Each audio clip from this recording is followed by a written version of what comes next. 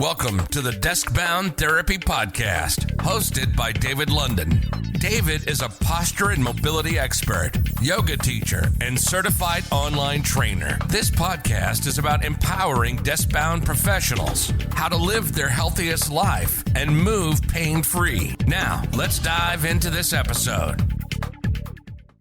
The biggest difference between the person you are and the person you want to be is your habits. Making money is a habit. Improving your relationship is a habit. Fitness is a habit. At the end of the day, happiness is a habit. So change your habits and you'll change your life. I love that. That's an absolutely amazing quote. And I'm super excited to have my boy here, Kevin Palmieri, co-host of the Next Level University podcast. He's a good friend of mine. We've been connected for a while. His co-host Alan was on the podcast last year, and we talked about how to have a world-class lifestyle. And, I feel like there's a lot we're going to talk about today. We're going to talk about fitness, mindset, limiting beliefs, but it's just so great to have you here. What have you done, like 1,000 podcast episodes or something? Like, we got some super hot fire in today's show. So I'd love if you can just tell us a bit more about who you are and a bit about your story. Yes, absolutely. Thank you for having me, David. I appreciate it. So as David mentioned, I'm Kevin Palmieri. I'm the host, co-host, and creator of Next Level University, our podcast. We're about to cross 800 episodes this month, and we have 7 episodes a week. So that is my main jam at this point. But I'm also a speaker, and I coach other podcasters. I've worked with David and a bunch of other clients too. And yeah, just for me, helping people get to the next level is what it's all about. Going back into my story, when I was in my mid-20s, I was quote unquote successful, but I was super unhappy. I was very miserable. I was anxious. I was depressed. I was self-conscious. And I ended up at the edge of a hotel bed debating suicide, even though I had a 6-figure income and a model girlfriend and a sports car and all those things. And for me, really leveling up my mindset, leveling up my positivity, and leveling up what I believed, what was possible for me, that really helped me get out of that. So that's what I want to help other people with today. And I know we're going to talk about limiting beliefs and fitness and all that. And I'm ready to go, my friend. Yeah, man, it's pretty cool how you've gone through that transformation, because I know you're really about the fitness. Like, you're the fitness guy. When I met you, you got got the monster arms, but at first, like, you don't, really know what's going on in people's head. Like, you don't know if people are happy or sad or whatnot. But I like how you preface this episode that really, like, happiness is the choice and these habits are the choice. Because, like, that's kind of what I learned, like, when I did my yoga teacher training. The biggest thing it taught us was, like, happiness is a choice, and we'll ebb and flow from being, happy and sad. And if we can actively choose which of those are the trends and, I guess, habits, like, which of those have become the norm, and we can choose to make the life we want the norm versus, like, not making it that. So I thought that's really cool. One of my buddies, David, he said, one of the things he said, like 4 years ago, we went to this mansion for like some networking event. And on the way, he said, all right, boys, let's make this normal. Like, let's make this thing our normal. Let's make this expectation of our life normal, that we're going to be successful enough to do this consistently. And just speaking into what you said, your habits, when they become normal, that's the result that you get. So if you're listening to this and you're saying, you know what, I'm just not that happy with my body right now, your habits probably haven't been in alignment with the best version of yourself. Alan and I have had this talk recently of, I'm not in the shape I want to be. Genuinely, I'm not proud of the physique I show up in right now. That's a me thing. But the reason is, and David spoke to it, I've been on the bodybuilding stage, so I know what my body is capable of, but I have to take extreme ownership. I haven't been tracking my calories or my macros. I haven't been working out as hard and consistently as I could. And now my physique is showing me that. But you have to have the ownership of, look, my results that I have are directly connected to the habits that I have been practicing. So it's time to probably change some of those habits. And we all have them. I could definitely scroll on social media less. That's definitely something I'm working on. Like, we all have some places where we can make progress with our habits. And I think the first step is just admitting that, there's a lot of progress to be made. And that's okay. That's empowering. Yeah, and I definitely agree. Like, it really is on ourselves. Like, my excuses have always been like getting in and out of shape. I would always blame it on school and schedule and stress. But then I've started to realize, like, Alan's been helping me, for those of you who don't aren't listened to, Next Level University yet, we do this thing called peak performance tracking. So I'm really making sure, I get my 10,000 steps a day. I'm eating veggies twice a day. I'm either, weight training or doing, cardio. I'm doing something every day and really making it more of a habit. And I feel like you get so much more committed. Like I have this Spotify playlist, gym motivational speeches. I listen through it every workout, and it really ramps me up. And I get to the point. The other day I was joking with my buddy. We were looking in the mirror and I was like, bro, you see that guy? That's our biggest competition. And then we were just so pumped up. And I feel like what are some tips you have for people who, want to take more ownership on their fitness? Because I feel like a lot of times too, for the people I work with, like they'll sign up for my mobility program, but they really struggle to get started sometimes, and other people will do amazing. Like how much of that is, internal versus external? I think one of the biggest things is the identity portion of it. We all know somebody in our lives who makes it a joke that they're not the type of person who goes to the gym. They're like, oh, that's just not me. I'm not that type of person. Like I'm more of the fast food person. It's like, well, that's your identity. That's one of the reasons you're not in shape. Like I'm a podcaster. That's why I have 800 episodes. I'm not a home renovator. That's why I have no idea how to do anything at home. Like I'm just not very handy. So I think a lot of it starts with the identity. Are you the type of person who does the hard work, the hard but necessary work? And I think the other part of it is, I think some people are just more ready for a change than other people, particularly if the change is a big one. If you're going from doing no mobility to 25 minutes of mobility a day, that can be a large gap. But if you're going from doing 15 minutes of just random, no idea what you're doing mobility to 25 minutes of custom, high quality, productive, I think that's a little bit different. So I think it takes a while to build the habit, but when you build on top of the habit, it's usually a little bit easier. Yeah, I see what you mean there. Like I sometimes too, I like to do a little bit of habit stacking with my mobility. Like every morning, I'll personally listen to your podcast after I meditate, do a bit of mobility, keep listening afterwards as I start to meal prep. And I find like just doing something else, like as long as you're not just going through the motions, like I'm still listening to the episode or whatever speech I'm listening to that day, but I'll still try to be fully engaged in what I do. And that's like one of my biggest tips for people. Like the real big difference between stretching and doing mobility work is actually focusing on, controlling the movement, not just going through the motions. And that way it is more productive, like you said. And it's like that with everything. It's like that with everything of like, when you get to the end of the day, you either did what you wanted to do to your ability, or maybe you went through the motions. And again, talking about ownership, David, that's one of the reasons I'm not in the shape I want to be. I haven't been putting in as consistent of effort. I haven't been getting under the heavy weight. I've been going through the motions a lot of the mornings. And again, it was that ownership of, look, there's nobody to blame but me. And that sucks. And that's hard, but it's also empowering because I'm the one who can make the difference. If it's somebody else's fault, it's hard for you to take responsibility. But if it's your own understanding and it's your own quote unquote fault, then it's easy to take responsibility. And I think responsibility is what we need more of, for sure. Yeah, for sure. I feel like it really limits our growth too. Like I felt like, when I was first started working out, you know, I would always get home from high school, train in my parents' basement at 4 o'clock. And then when something came up, I didn't take responsibility. Like I knew that was my hour, 4 to 5, but I wasn't really responsible for it. I would just kind of be like upset, and I wouldn't really try to find a solution to get my time in because that was my golden hour. Whereas, and then I feel like that can really limit your growth, because I feel like fitness is a huge growth facet for a lot of other things in my life. Like I wouldn't have had this business if I didn't start working out in that basement. But I felt like when it was just me and I was relying less on people, it really taught me to take more ownership. When I was one of the first ones of my friends working out. I started when I was 16, and I just, I felt like I was just kicking the nail forward every single day, really just making progress. But it wasn't until you maybe you have a group of friends who aren't really like-minded, and that influences you.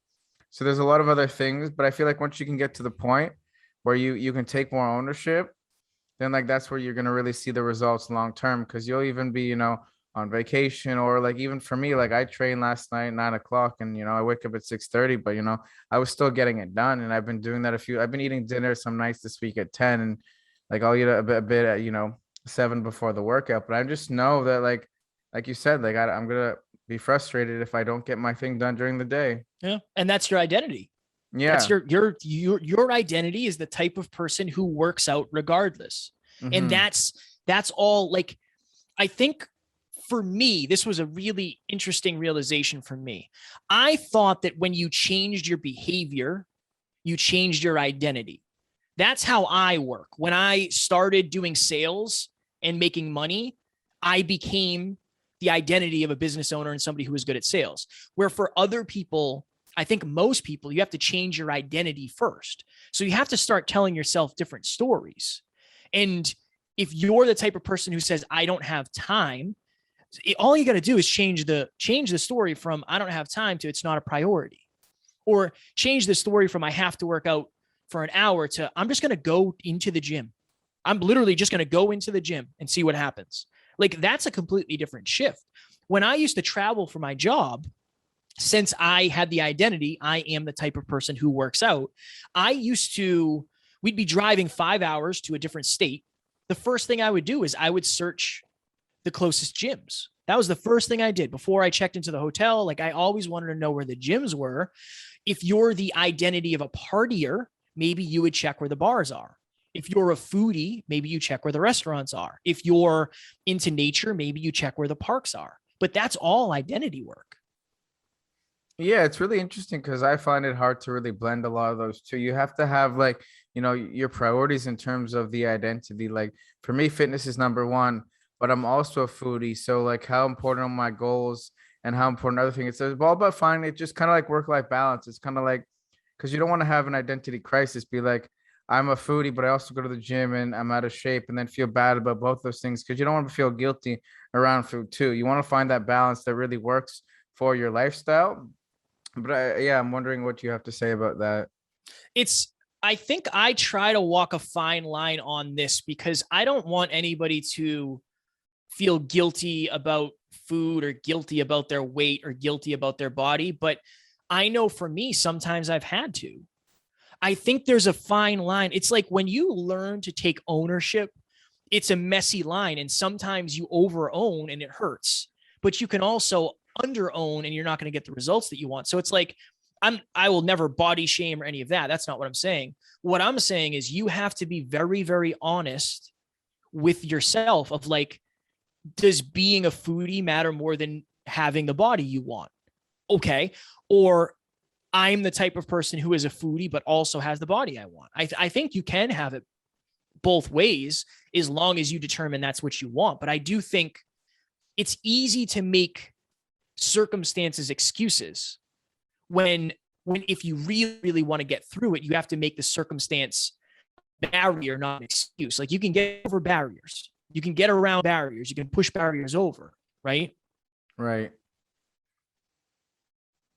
Yeah, it's interesting because like when those things come up, you kind of have to understand like what's holding you back from your goals because there's so many things going on. But coming back to what you said earlier, I really like that you mentioned like people just keep saying they don't have time for things, and I feel like it's the biggest excuse. I'm like, you don't have 10 to 15 minutes to get mobility in every day. It's really, you're right. It's not a priority, but we got to be more honest with yourself. I agree. Because if we're just kind of, I have a friend who I'm doing him a favor. I've been training with him for the last month or so. And I'm checking in with him and he still hasn't done anything. I'm like, dude, we did an assessment. We made this program. Like, I gave you one exercise to do yesterday at your desk, like right there. Like, let's get it done. And just like I've started to realize, you can't, what's that saying? You can bring a horse to water, but you can't make it drink, right? It's you got to have the right motivation. You got to have the right delivery. There's a lot of different things that go into changing somebody's behavior. And maybe the why power isn't there. I know that I was having some knee issues when I'd go into the gym. I'd go to squat and it just wasn't happening. And I started researching like, okay, what Is my squat wrong? Am I squatting too deep? Are my feet too close? Are my feet too far? Do I have a pelvic tilt? Like, what's going on here? And I just kept researching and researching and researching. And it got to the point where I realized my right Achilles is tight because I had a really bad ankle sprain back in the day, which is throwing me off and it's hurting my left knee. But I was so curious about the problem. I had a high enough amount of pain of like, I'm sick of not being able to produce and be an athlete. I need to fix this. I do believe a lot of change, unfortunately, comes through pain. And sometimes the pain just isn't enough. Maybe it's just a minor ache or it's a little bit of discomfort, not even just physically. I'm talking mentally, emotionally, spiritually also, but it goes for that physically of if your back really hurts, you find a way to try to make it better. If it's just like a little annoying, you might not do anything yet. And I think that's a good analogy for a lot of things in life. Yeah, and it's true if it's a little annoying, but I feel like deep down people like I guess like you said, who where it's not a priority for them, really are either missing like that awareness of really around their goals and why they want them. So I know you talk a lot about your show on different ways to kind of expand your awareness and become more aware. Can you kind of like tell the listeners how, why that's so important for living a healthy lifestyle to really open up your awareness? Yeah. Your awareness is the key to everything. It's like, picture this. Your awareness is the headlights when you're driving down the street at night. You can only see what you can see. With your awareness, you can only recognize what you know. You might not know why you said a certain thing. You might not know why you have a certain limiting belief. You might not know why you have a certain trigger. If you don't know what the core root issue is, then you don't know what to fix. So I think of it like this. A lot of people will say, I have a headache. I need aspirin or Tylenol or Advil or Motrin or whatever they're taking. When 9 times out of 10, if you just drink more water, you might not have a headache because maybe you're dehydrated. But if you don't have the awareness of dehydration equals headache, or the awareness of I should be drinking X amount of water per day, you're going to run that pattern of Advil, aspirin, Motrin, ibuprofen for a long time. Awareness allows you to make more informed decisions. Also, what awareness does, it allows you to be more confident. Okay. So when I go in the gym and I get under 315 pounds to squat, I know I can move the weight. I'm aware that I can move the weight, which brings me confidence. Right. And I think that you'll see a lot of people that seem arrogant, but what if they're just more aware of things? What if they're just more aware of, if I do this, I get this result. That's the whole other thing is when you're aware of something, you can almost in a way predict the future. So I'm not happy with my body. I'm aware enough to say, I'm going to cut my calories and I'm going to do a little bit of extra cardio. And this is my goal weight on this date. I'm predicting the future that I'm trying to create, but that's because I'm more aware than I used to be. And I'm aware enough to know calories in, calories out, change this, do this, cardio. Awareness allows you to move the chess pieces where you want. Yeah, and I really like that. And on your episode, actually, your last motivational Monday, you talked about, following through with your goals when, the motivation isn't there or times are tough. And I found that really helpful because like, that's really like, you're not going to be motivated most of the time in your fitness journey or your mobility journey, or even your journey to become pain free. Like you're going to need to, have some strategies and tools to keep following through. Yeah.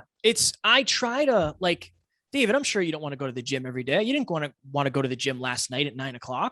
Not really, no. Right? I didn't want to go this morning. It's Saturday. I got up at 5 or 5:15 to go to the gym. Like I didn't want to do that.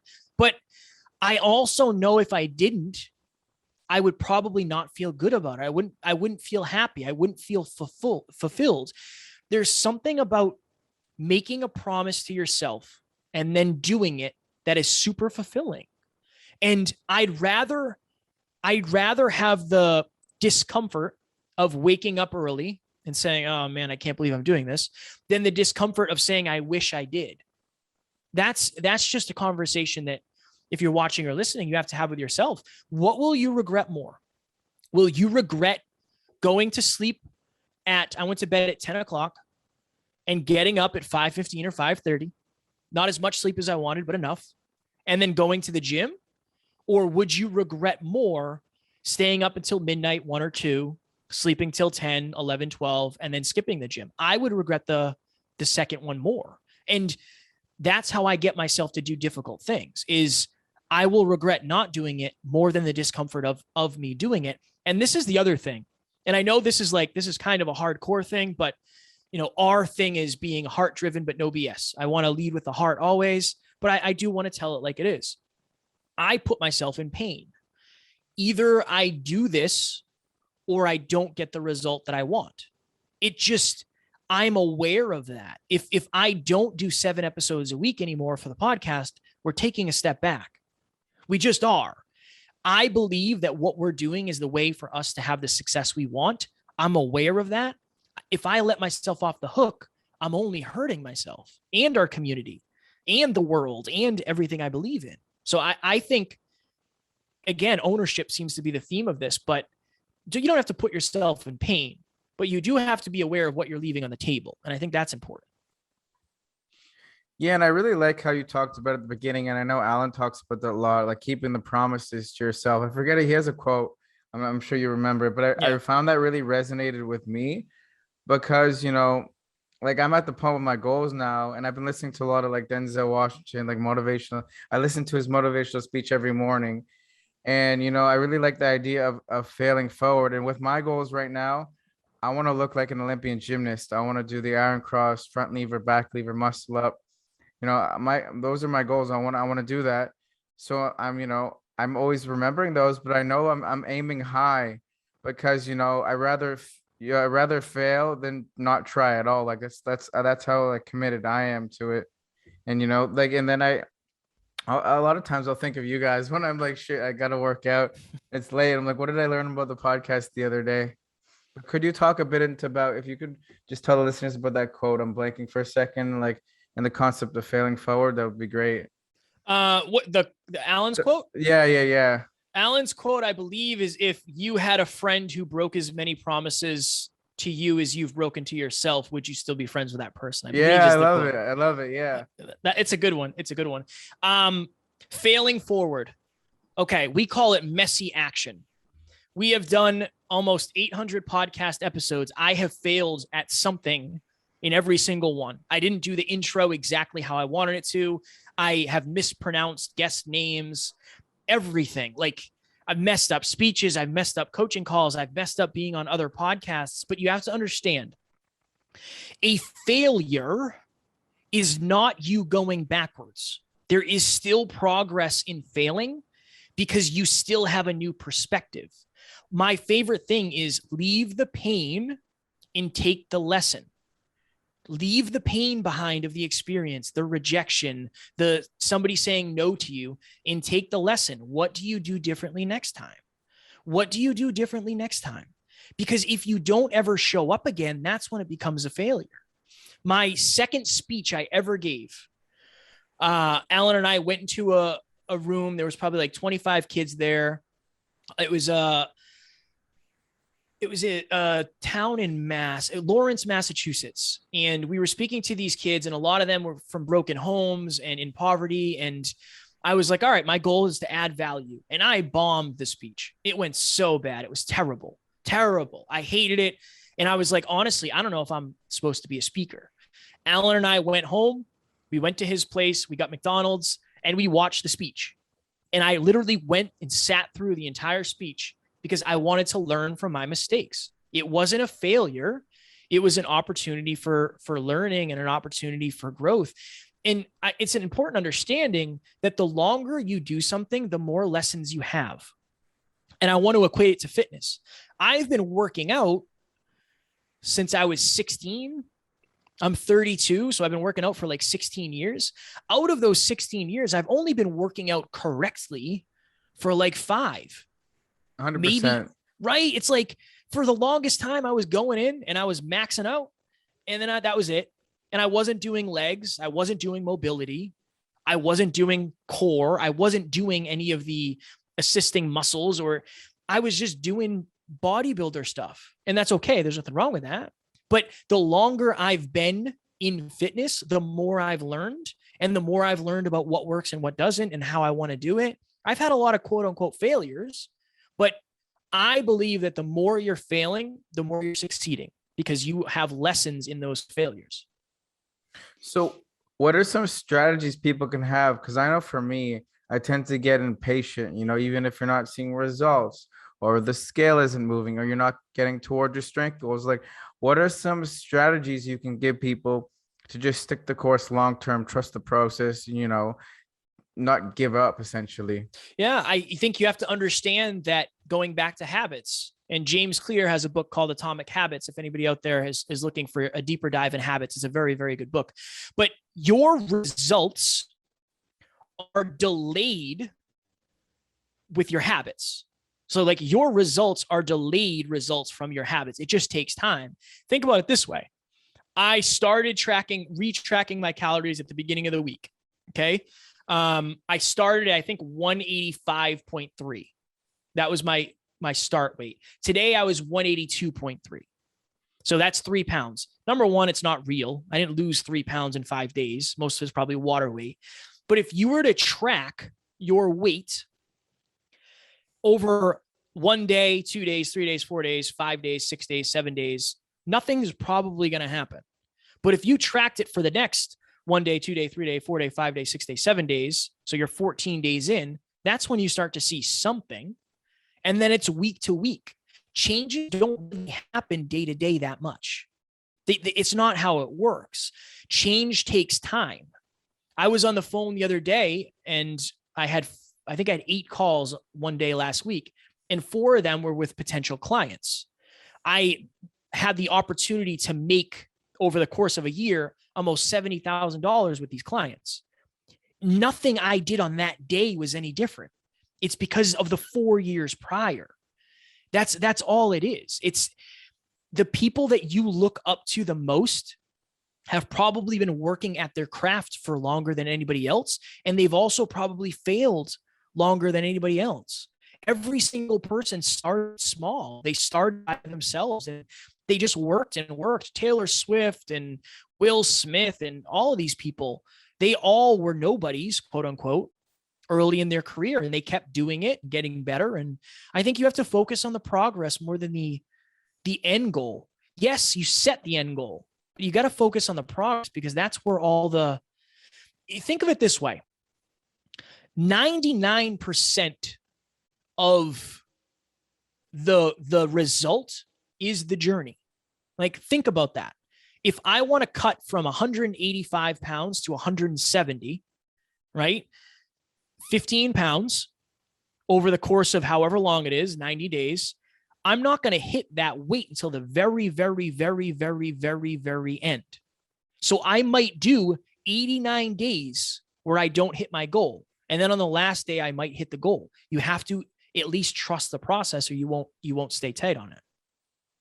Yeah, that's a really good way to look at it, because a lot of times too, like as humans, we want that instant gratification, and we want to be shredded or be jacked or do an iron cross like tomorrow. Like, we want our posture to be better, but that's really not how things work. And one thing that I really try to do, like, once I set that fitness goal and I'm clear on it, understand, my why, I'm trying to step into that future self. Like, I've been in shape before.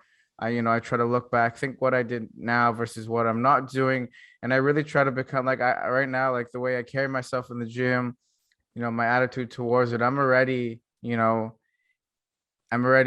absolutely shredded. I'm in amazing shape. I'm just, I need to just, take the steps to fully step in it. But I am mentally already that person. And I think that's where you have to be. Like, you have to think, like, how often does David, do mobility? If I want to be as mobile as him, like let me get an idea of what he's doing, right? Like, he does in the morning, he does in the afternoon, he sits and he stands, like he does before his workouts and afterwards. So you kind of got to see, like, if you want to, be that committed to your mobility, or you just want to do like the guys in my program. We have them each doing, 10 minutes in the morning, 10 minutes in the afternoon. But you have to be someone, and you have to, like, even just talking with people about it. Like, I used to go to my family dinners And when I was just started working out when I was 16 as well, funny or not.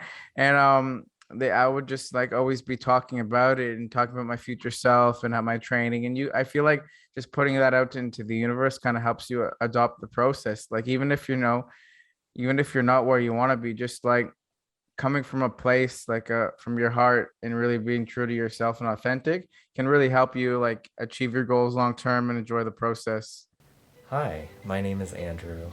I've been working with David for about 1.5 years through his online training program. I first came to David when I wanted to improve my fitness for curling. He's really helped me through that by personalizing a program that really focused on what I needed for my sport. Along the way, he's been so helpful, checking in with me every week to make sure that the program was working for me, providing a good mindset for every week, and also helping me with good eating habits. He's also provided me some of the routines that I can do at work to improve my mobility, which really saves me a lot of time. And I'm seeing the results in my game. I'm stronger and I can compete through a long weekend tournament without feeling tired. So if those things sound good to you, you should give Deskbound Therapy a shot. You have to emotionalize the result that you want. And I think a lot of people emotionalize it in a negative way. If you think of it this way, if you go on, and I do this, so this is why I'm saying it, I am not a fan of flying. Okay. Now listen to that. That's an identity. I do not like flying. I am not the type of person who likes flying. When I go on a flight, I emotionalize everything that happens. We feel a little turbulence. I'm freaking out. I'm like, oh my God, this is the end. This is the end. This is the worst thing ever. Now, what if you started emotionalizing things that you wanted in your future? Like David said, every single day. And David, I have this on my PPT, my peak performance tracking. This is something I do every day.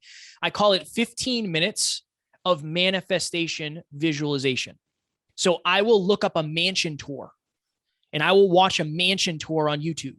I want to see the bedroom. I want to see what the kitchen looks like. I want to see what the garage looks like. I want to see the master bedroom, the master bath, and I want to see the movie theater. I got a thing for movie theaters. I love movie theaters. Oh yeah. Right. I watch almost every day some sort of car video.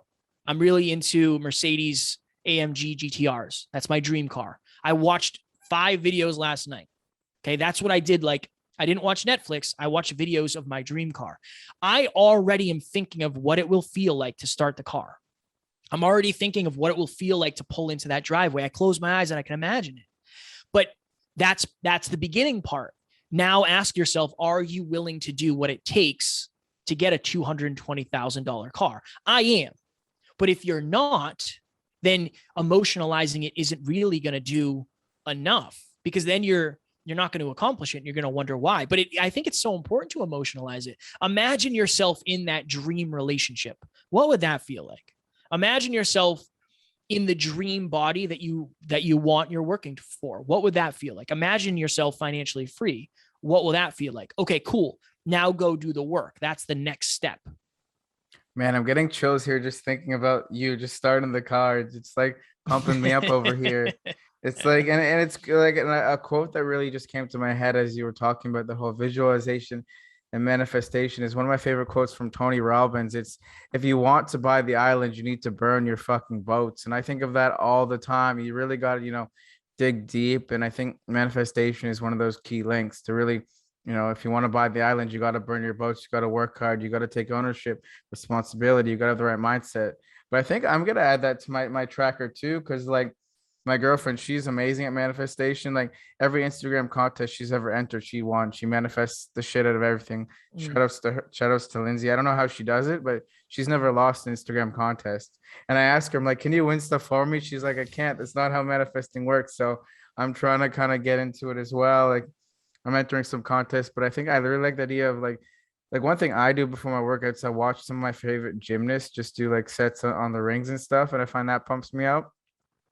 And then I'll watch those Greg Plitt motivation things, but that'd be pretty good too. Like, do you know, I know one guy, he's this other business coach I know, Will, and what he does, he has a PowerPoint presentation he watches every day of his the dream house, dream cars, dream lifestyle. Mhm. I think he calls it like the he has a cool name for it, but I really think that's a good way to manifest because more visually versus just like thinking about it or journaling it. I feel like watching videos is pretty dope. It is. I love it. And it's like, it's a pleasure to do. Like I Mhm. get to do that every single day and then give myself credit for moving towards my dreams. Now, I want to lay this out here though. Yes, imagining something. So if you think of what is manifesting, like what is manifesting actually? It's you believing in something that does not yet exist. So I don't currently have a AMG GTR. I don't have a multi-million-dollar house. I don't have those things yet. I am imagining those. I am imagining something that I cannot yet see. Okay. That is the first step. Then I emotionalize it. That's what I'm doing next. I'm emotionalizing. I'm feeling it. I know what that house is going to feel like. I know what that car is going to smell like. I know what it's going to sound like. I know how it's going to drive. But that's where a lot of people get stuck. After that, you have to take strategy.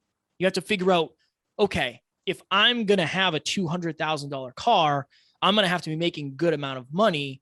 What can I do to make sure that I'm making a good amount of money in my business? And how do I balance all that? I think a lot of people get lost at that strategy part. Imagining it is amazing. I used to imagine back in the day that I was going to be in the major leagues playing baseball and I was going to drive around the country in a Winnebago with my buddies and we were all going to have sports cars, but I never took any strategy. I didn't know what the strategy was to get there. And then the last part is action. After you can imagine something you haven't seen yet, you can see it so clearly, and then you emotionalize it. You know exactly what it's going to feel like. Then you have the strategy. Okay, cool. I have to make this many calls. I have to lower my expenses. I have to do blah, blah, blah, blah. Then you have to take the action. That's what manifestation actually is. And that's why, like, I have nothing against the book, The Secret, but you do have to do something. So I'm guessing Lindsay's just really good at what she does. And she knows how to do it, maybe even unconsciously, where that's just something she's really good at. Yeah, she's taken a lot of courses and workshops on manifestation. She really spends time doing it. And now she's trying to manifest like her dream business. And she's gonna get there just because like she's put in so much work and manifestation is cool. But I like how you're making it clear for the listeners that you still have to take that action. Like you can't just like sit on the couch and never go to the gym and just watch someone working out. Like that's not how it works. Like these are all things that you can make fitness become part of your lifestyle, enhance your lifestyle. Like you got the fitness side, you got the mindset side, you got creating your dream lifestyle involves it's not just you going to the gym, but it's like making that surrounding everything else you do, like making sure everything in your life is really aligned. That way you're actually like seeing out what you started. It's self-improvement. Yeah. That's what it is. And again, our thing is health, wealth, life, and love. So health is the fitness, mental fitness, emotional fitness, spiritual fitness. Wealth is your bank account. What do you do for work? How much money do you make? Where do you spend your money? Where do you invest it? Right? Your love is your friends, family, intimate relationships. And then your life is overall. Like how excited are you for your future? How much are you getting outside of your comfort zone? Like how much are you actually living life? But fitness is such a big part of that because you're not going to be able to live the life of your dreams if you're sick or if you're unable to perform physically or, and no matter where we are, there's always a next level. There's a next level for David. He already said it. There's a next level for me. Like I'm going to lose some weight. That's my goal. And we all have a next level. It's just, are you willing to trust the process and build the process to get there? I really credit the trackers pretty awesome, like peak performance tracking. Like I credit to a lot of stuff. Like I have this one, like every day we just added it, write down an idea for an Instagram post. And if I would forget every single day, if I don't open up at lunch, it's like at lunch, write down an idea. And I've only had it for a week or two and I'm not perfect with it, but whenever I look at it, it's easy for me to take that messy action because I know I need to be putting more content out there on social media. But it's just like that reminder, like it helps me take action. And I feel like for people who are just, going to the gym without a plan, or you're just trying every mobility exercise I post on Instagram to kind of see if it helps you become pain free and to see if that's what's going to be productive for you, then really you're just spinning those tires around without getting anywhere versus having like a plan you can actually take action on. And it's pretty amazing. Like the guys in my program, I've got over 30 guys I'm working with right now who are looking to improve their mobility so they can train pain free. And a lot of the guys are getting, one guy, Lucas, shoulder pain gone 2 weeks. I got another guy, Josh, woke up without feeling stiff for the first time in his life 1 week in. I got like another guy, shout out to Metter, 7 years with Achilles tendonitis, 2 months in my program. And we fixed him because, he has the plan. He's taking ownership. Like all these guys are, making it a priority, but they're able to follow the plan and get there, and there's something to tell them what to do versus just kind of going spinning your circles. And then that's why I found having a fitness coach or a mobility coach, or in my case I'm working with Kevin and Alan on everything really.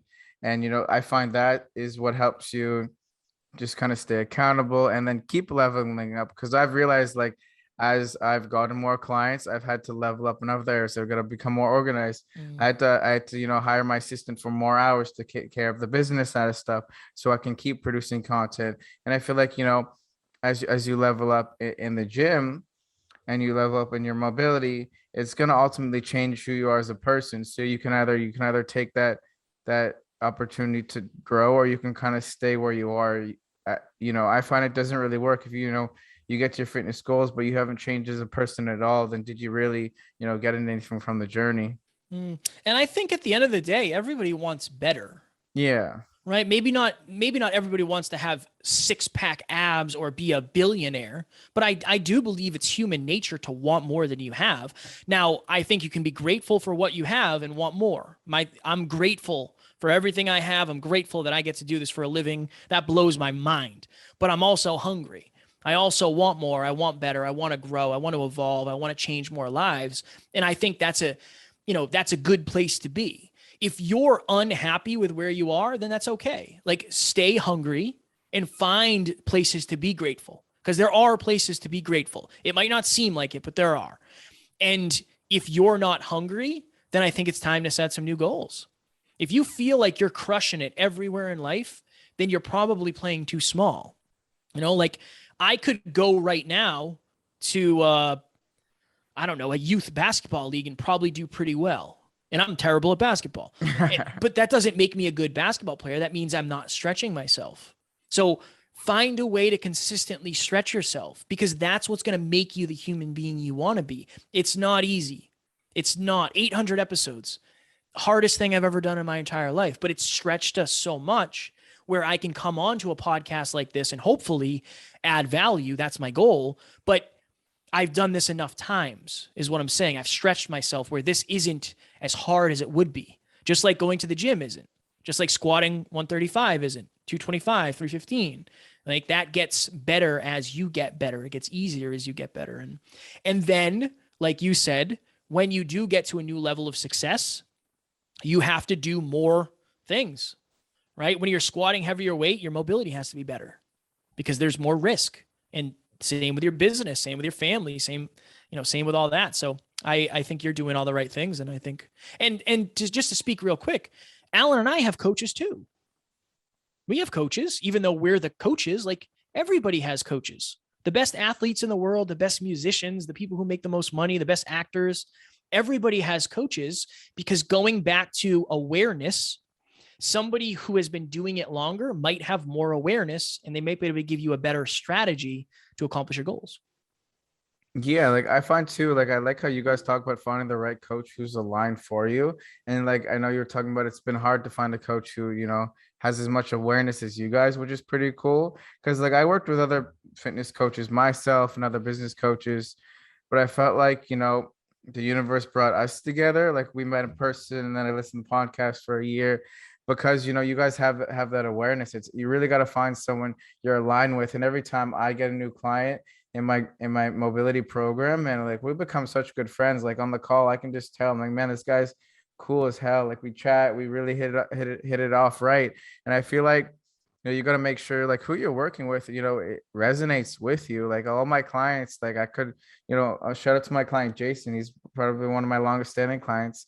Like we talk every day. Like I coach him, but we're also good friends. And we talk on the phone. Like we share each other Instagram posts. Like, man, like it's really good to work with people who you want to be friends with, and you want to surround yourself with. Like, and I just kind of going on a tangent there, but it's super important. And that's why like my coaching is invite only. Like you have to apply. Like you can't, even if you go to my website, like the only thing you can buy is my ebook. But I want, it's invitation only. Like I want to make sure that I'm working with like-minded people, and I'm working with people who really make it a priority, because I can deliver incredible results. Like if you're training with pain, or your posture is terrible and you don't feel confident, like I have all the keys to deliver, world-class mobility, posture, fitness transformations, etc. But we gotta be aligned. We gotta work as a team. Like I tell my clients, like it's a collaborative effort. If something isn't working, message me. I'm always near my phone. Like I want to troubleshoot together. I don't want you to give up and say the program doesn't work, because it's not the program doesn't work. We gotta take, we gotta do this together and do all those things we talked about: ownership, messy action. But we really gotta, maybe that involves leveling up and getting to that next level. Even for myself, like I'm trying to keep working on my mobility, because I always know that there's more. Well, and the other thing too is like you're aligned with your clients, like their values. That's the other thing, is like if a really good mentor has similar values to you. And I think that's an important thing. Back in the day, when I hired a fitness coach to do my bodybuilding show, he said, are you going to use steroids or not? And I said, I'm not. If this person said you have to, or I won't coach you, I wouldn't have worked with him. But he's like, all right, cool, no worries. And then we just went on about it. He didn't care. It wasn't one of his things that I only work with people who use steroids. So for me, it was like, okay, cool. And he was unbelievably hardworking. He was very honest, like brutally honest. And that's what I wanted in a coach. And he was a good person. And, we're lucky because our mentors are all good humans and they're all very successful, but you have to make sure that your mentors, your coaches, your circle want similar goals, but they also want to do it in a similar way. Like there's a lot of ways to cheat anything.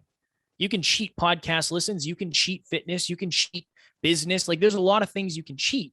You just have to make sure the people that you're surrounding yourself with have the character that you have, because character rubs off. Yeah, I feel like that's one of the biggest lessons I've learned in my business personally. Like whenever in the past, when I, had consultations for people to work with, like I'd always feel bad when, they didn't sign up. But as I've matured in my business and as I've grown, I've realized that those are just people the universe doesn't want me to surround myself with, because they're going to lower my vibration. Like I've realized that, thinking back and introspecting a bit, like a lot of the people who, didn't say yes to my program, we're just not, we're not, one, like I think about it and I look back and I analyze them, like they probably just were not dedicated enough or committed enough. And, the universe is protecting me, because I got to have people I really resonate with. Otherwise, it's going to feel like a chore. And, that client who feels like a chore just isn't, it's more work than all the other clients. Like I've had clients there like that. And just like you spend so much more time with them than you're supposed to. And then because, it just it isn't the right energy. Saying no is a superpower. If you like, that's another thing about, as you get more successful, you have to say no more, because you're going to have more opportunities thrown your way. And you just have to make sure that you're staying with aligned goals, with aligned productivity, with aligned long-term thinking. That's what you're doing. Yeah, it's interesting. I feel like that's related to fitness. Like some days, like I'll say no to going out. Like last time, my friend invited me over for some drinks and board games, and I decided, I stayed home, got to the gym. Then I invited my friend who lives in my building. We worked out together. We came over. He brought his ground beef. He brought his pan. I brought my ground beef, my pan.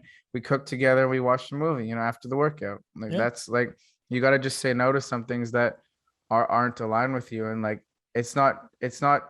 And what I'm trying to remember the quote exactly. It's like saying no to other things is saying yes to yourself. I think I'm not sure if that was from your podcast or something else, but I've heard it somewhere. Like if you're always kind of saying no to yourself, then it really diminishes your self-worth. Yeah. And if you also, Well, that's the thing, right? Because if you're saying yes to a lot of things, in a way, you are saying no to yourself. So it goes on the opposite end of, if you're constantly doing things that you don't want to do, that, like, Dave Meltzer says, it feeds you or it bleeds you. If you're always doing things that bleed you, you're probably not going to feel very good about yourself. But if you are hanging out with people who feed you, some of the times I look back on, like, I don't think I'll ever do a bodybuilding competition again because of what it did to me physically. Like, I don't ever want to do that again. But the camaraderie with my friends of, like, going to the gym together, honestly, suffering together, posing, like saying, hey, do this, pushing each other at the gym, meal prepping, recovering, like all of that stuff. When you're on a mission with somebody else, it's just like so fulfilling to have that support and have that common thing that you're doing.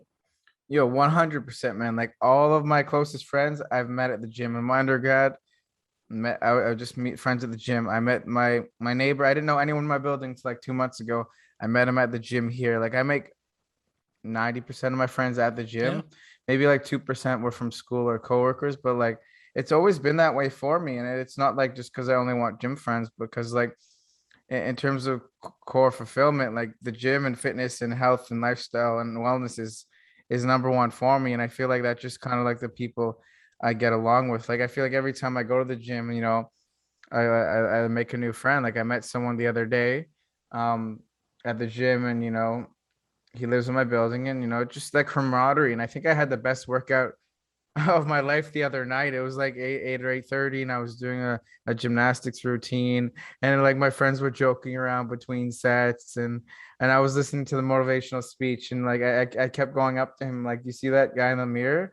Pointing myself, I was like, one day I want to be as big as that guy. Then I go and I do a set of hit, a little bit of skipping. I come back, he's like, wait, were you talking about me? Because we were standing beside each other. And it's just those little kind of fun things that keep me going. Like, I find like having training partners, even just friends that you go to the gym together with, can really make it fun. Like you don't need to obviously take it seriously, but like joking around is like amazing. There's so many fun gym jokes, and like me and my friend joke about Keno Body and Gregor Gallagher, and we impersonate him all the time because it's fun. And, it gets us going. We're like, intermittent fasting, black coffee, bro. Like, just kind of like the camaraderie is huge for me. I say like that's like the number one thing. Like, gotta have fun. You gotta have, like, one good way to make hard things easier is to have fun. Yeah. When Alan and I travel, like, things always go wrong, and it's just like, I just try to laugh about it and make Alan laugh. Like, we couldn't figure out where to bring the car back to. Like, for the rental, it was like this giant building, and I was just like laughing about it. It's like, it is what it is, man. Like, we're gonna figure it out. Laughing helps so much. It really does. And just to touch on that point you just made, you attract what you are. So that's the reason, like, you are fitness. I am podcasting. That's why I have a lot of friends who are podcasters. I am attracting what I am and what I aspire to be. And I think it's like that for most humans. Now, you might attract something that you're not because your self-worth isn't allowing you to attract something that you are yet, but that's a whole nother thing. And so many knowledge bombs today. I feel like you always have some good info to share. I always learn something every time we chat. And I just wanted to finish off with some rapid fire questions, just kind of whatever's on the top of your head here. So, how do you find a work-life balance without losing your sanity and feeling guilty? Oh man, I do like an 80-20 split. So I have 2 hours minimum, usually 2 to 3 hours every night for R&R. The rest of the day, I'm grinding between the gym, work calls, travel, all that stuff. But you have to give yourself nightly R&R. That's the way it works for me. Yeah, 100%. Like, I aspire to have the kind of lifestyle where I can just, go to the gym, train my clients, do my to-dos, and have the other half of the day, like, relaxing, doing things that, fill up my cup. Because I'm really like not into the whole, like, I've done it before, the whole 9 to 5. And I just feel like there's so much more greatness we can aspire to if we don't, live by these social constructs that we gotta, do 9 to 5 and then suffer in the evenings. Like, there's a way to find a better work-life balance. Yeah, no, I agree. I've done it. I've done the 9 to 5. Again, if you do it and you like it, hammer it. But I think as long as you're getting your cup filled, that's what matters the most. Who is your greatest inspiration and why? My greatest inspiration and why? Maybe Eminem. Eminem is my favorite rapper. Oh, yeah. And just the fact that he grew up in what he grew up in and came out as successful and has the staying power that he has. Like, it's just, what really gets me is underdog stories. And he is one of the greatest underdogs there ever was. So I'd say Eminem. Yeah, man. Just like the Atlanta Braves World Series champs this year. Shout out to Atlanta, the underdogs. Yeah. They actually had a 0.4% chance of winning in July, which is pretty nuts. That is nuts. But talking, Eminem might be the answer to my next question as well. But you're at the gym. You're going for a lifetime PR. What song is playing? Oh, man. Oh, God. Probably Till I Collapse. That's a good choice. That's a good one. But I might even have a motivational speech on. A Greg Plitt motivational speech. I've been into those as well. So that I would say Till I Collapse song, Greg Plitt motivation for non-song. Solid. So what is your world-class morning routine like? My world-class morning routine. So I wake up, I walk out into the living room. Our 2 cats always follow me every single morning. I give them a little love. As I'm mixing my pre-workout up, I have my AirPods in and I'm listening to a book or a speech, something educational. I do my foam rolling and my mobility while drinking my pre-workout. I head to the gym, and that's how I start every day. Well, not every day, 5 days a week. Not every day. Awesome. What is something outside of like business and mindset stuff that you'd wish you knew more about, or something like a habit that you're working on or something? Interesting. I was trying to learn the guitar for a while.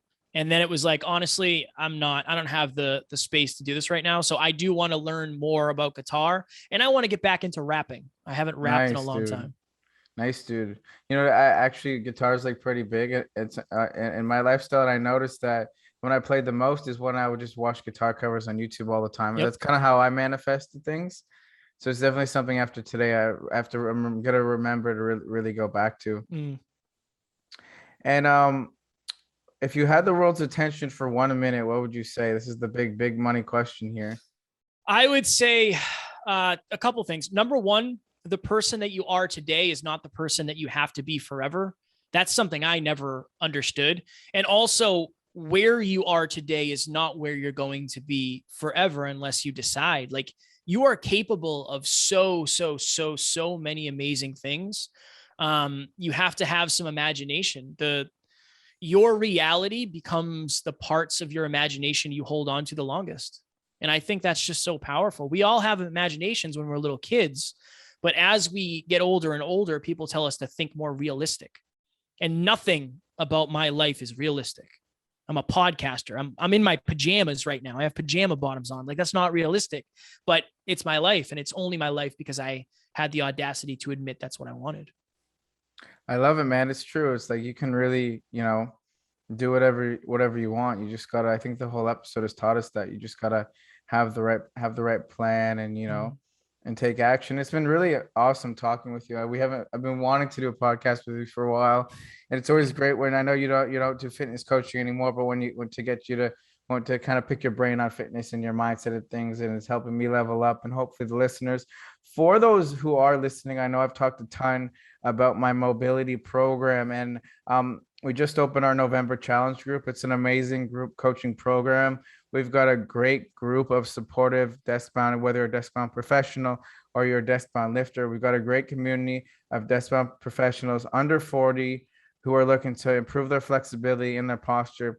I'm going to help you in this group, be able to train pain-free coming into 2022. We're going to get you amazing results, and we're offering an awesome promotion right now. So all you got to do, even if you don't know if it's right for you, like if you want to just chat and see if I'm able to help you with your goals, in the show notes below, there'll be a link to apply to the program, or you can message me on Insta at Deskbound Therapy and just say the word podcast, and I'll know what you're looking for.